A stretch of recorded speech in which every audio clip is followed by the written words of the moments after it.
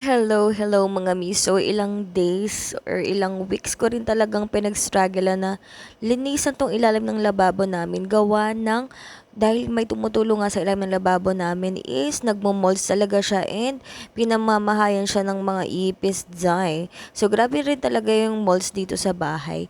And yung mga bags nga or ibang gamit namin is nagmo-molds kasi nga yung ventilation namin hindi maayos. As in, isa lang yung bintana niya.